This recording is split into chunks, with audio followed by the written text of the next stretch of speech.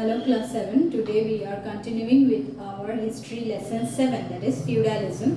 Today's topic is knights, the life of knights and the different stages in the life of a knight. So before we start knights, we have to recall the graded system of feudalism, where we see that in the feudal hierarchy or feudal society, the topmost position belonged to the king. Below him were the dukes, barons, earls, then knights, then the peasants. So knights were basically the vassals, and they owed allegiance to the earls and barons and the dukes. So what we see is that when the king is giving land to the nobles have to maintain army for the kings. These army were the knights. The knights were this army who fought in time of warfare and who protected the feudal castle and feudal land from the foreign invaders. So knights were basically warriors. They fought on horseback and they were highly skilled warriors with great virtues.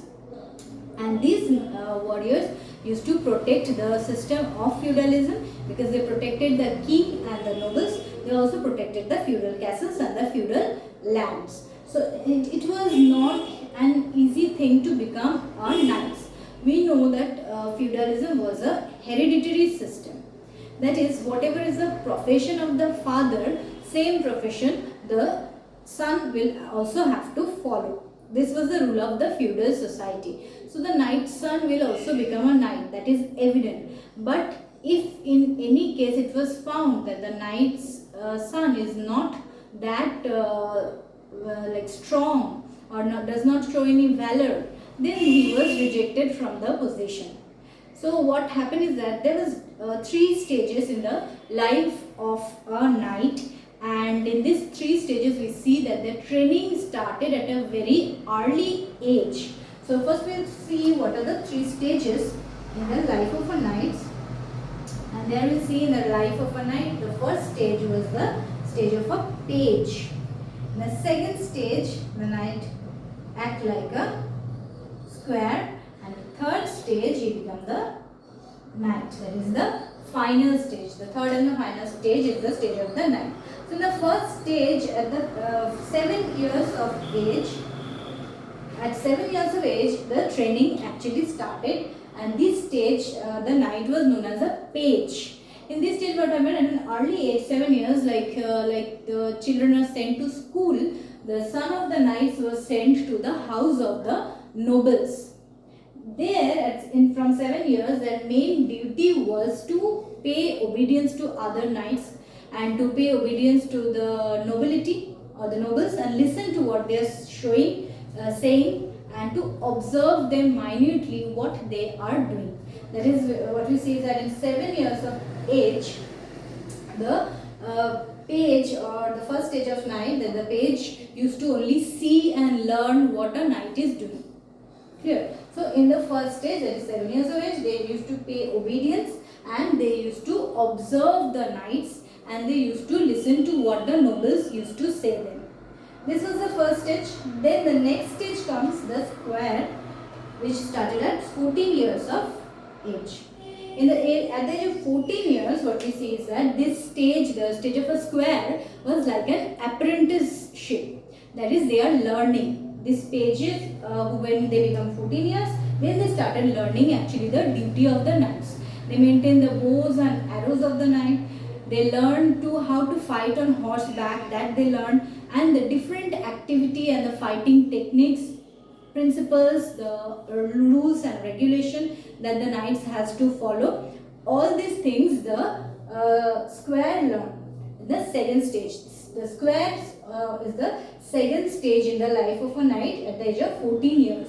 So from 7 to 13, 14 years they were page. From 14 years they became a square till 21 years. And there we see as a square they played the role of an apprenticeship, that is learner. Whatever the knight is doing, they are learning that thing. They are not sent to warfare, and they are learning how to fight like a knight from the horseback, how to fight, how to maintain bows and arrows, and how to follow the principle of chivalry, what are the rules and regulations for fighting among the knights. These things they are learning as a square. And also we see sometimes, rarely it happened that if any square in this stage, if anybody showed great valor and great courage, then they were directly promoted to the position of knight. Otherwise, till the age of 21 years, the training continued, and ultimately, in the 21 years, when they are 21 years of age, they have to take the oath of fealty. They have to take the promise of maintaining the law and order, and also to take the promise of following chivalry. That is the good virtues that we have read in another class, the virtues that the knight has to follow. These promise the knights take at the age of 21 years. And they have to keep fasting, that is, they will not eat any food the whole day. And after fasting the whole day, at the end of the day, they will take this oath, or they will take the promise of protecting the nobles, protecting the land, and protecting the king. And they took the oath of fealty, and after that they were declared as a knight. So these are the 3 stages in the life of a knight. First they started as a page, then they function as an apprenticeship, that is known as squire in the second stage, and third stage is they are promoted as a knight. The position of knight was a position of great valor and great dignity. So when anybody is promoted to the position of knight, it was a great respect for that person. And these are the 3 stages in the life of a knight, which is very important in the system of feudalism or in the feudal society. Thank you.